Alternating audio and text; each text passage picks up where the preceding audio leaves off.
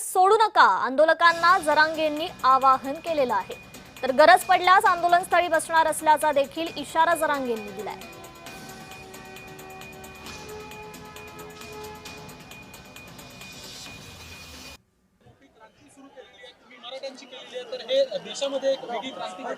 हे बघा, आपण यांच्यात विद्यार्थी म्हणून बघूयात, याच्यात ना आपण मराठा म्हणून बघूयात, ना ओबीसी म्हणून बघूयात।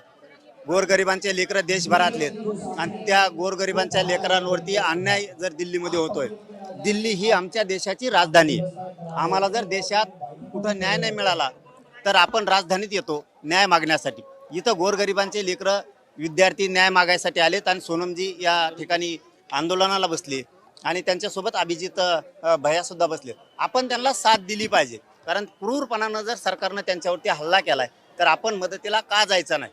आम्ही ताकदी नाहीत, काय असतं बरं का, आपणच निवडून दिलेल्या लोकांना जर माज आला, निवडून दिलेल्या लोकांना जर त्याची जाणीव राहिली नाही तर त्याला जाणीव करून द्यायला लागती। तू आमच्या जीवावरती येत, तुला आम्ही पाडू शकतो, गावागावात हिंदू सुद्धा देऊ शकणार नाही। इथून पुढच्या काळात जर हल्ला झाला तर राज्याचं देशभरात भाजपाच्या मंत्र्यालाच फिरता येणार नाहीये, इतकी भयानक परिस्थिती होऊ शकते। साहब, हिंदी में आप किस सांगा की काय चर्चा झाली तुमच्या दोघांमध्ये, चर्चा काय झाली? मी आंदोलनाच्या संदर्भात सगळं जाणून घेतलं, सोनमजींची काळजी घ्या म्हणूनही सांगितलं।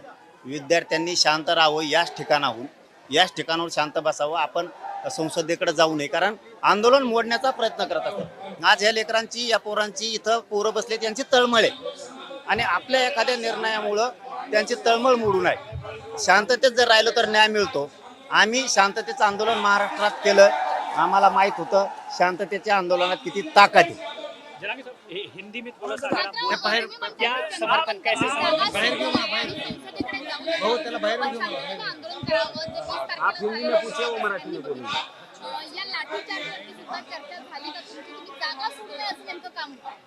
हे बघा, शांततेत आंदोलन करायला लोकशाही मार्गानं कोणीही रोखू शकणार नाहीये। इथून जर जागा सोडली तर हे सरकार हल्ला करतंय आणि पुन्हा मोडून काढतंय। जंतर मंतरची जागा ही आंदोलनासाठी, या ठिकाणी आपल्याला शांततेत आंदोलन करायला कोणीही रोखू शकत नाही। आणि जर शांततेत आंदोलन करायचा रोखायचा प्रयत्न केला तर यांना आपल्या गावात येता येणार नाही, यांना आपल्या जिल्ह्यात, तालुक्यात येता येणार नाही। यामुळं त्यांना सांगितलं की शांततेत इथंच बसून करा।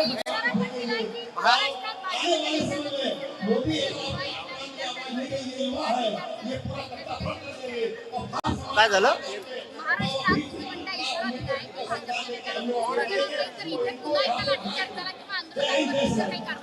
हे बघा, एवढी ताकद नाही त्यांच्यात। एकदा त्यांनी हल्ला केला, आता देश उभा राहिला या आंदोलनाच्या पाठीशी। फक्त कोणाकडून राजकारण होऊ नये, आमच्याकडून पण नाही आणि आंदोलकांकडून पण नाही। राजकारण नाही झालं, आपण विद्यार्थी म्हणून लढाई जर उभा केली तर लोक पक्ष सोडून देतील आणि या विद्यार्थ्याच्या पाठीशी उभा राहतील। चलो, धन्यवाद।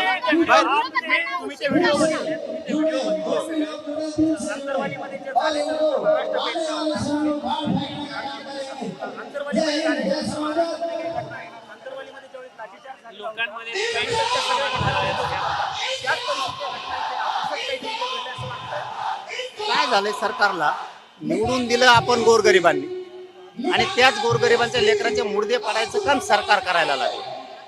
त्यावेळेस जनतेनं सावध व्हायचं असतं। भाजप म्हणून चालत नाही, महायुती म्हणून चालत नाही। तुम्ही मतदान बीजेपीला करणार, महायुतीला करणार, परंतु तुमच्याच लेकरा बाळाचं वाटोळ होतोय। भाजप मधल्या लोकांनी सुद्धा समजून घेतलं पाहिजे। पक्ष जास्त मोठा मानायचा का स्वतःचे लेकर मोठे मानायचे, हे भाजपच्या सुद्धा मतदान केलेल्या लोकांनी ओळखलं पाहिजे। सत्तेच्या वेळेस, राजकारणाच्या वेळेस तुम्ही अवश्य त्यांच्या बाजूने राहा, पण ज्या दिवशी तुमच्या लेकरावरती हे सरकार हल्ला करतंय त्यावेळेस पक्ष बघू नका, तर लेकर बघा। हे खूप महत्वाचं आहे देशासाठी। राजीनामा नाही झाला तर तुम्ही दिल्लीच्या जंतर मंतरवरती याल इथं बसण्यासाठी? आमच्या आंदोलनाची पद्धत वेगळी, त्यांची वेगळी। ते सांगतील त्या पद्धतीनं आंदोलन करावं लागत असतं। ते ज्या वेळेस हाक देतील त्या त्यावेळेस आम्ही येऊ, असा त्यांना आम्ही शब्द दिला। पण एक प्रश्न असा आहे की हे आंदोलन अधिक सर्व समावेशक झालं पाहिजे असं वाटतं का? म्हणजे छत्रपती शिवाजी महाराजांचा फोटो पण व्यासपीठावर, मंचावर असला पाहिजे, म्हणजे सर्व समावेशकतेकडे तर गेलं पाहिजे आंदोलन।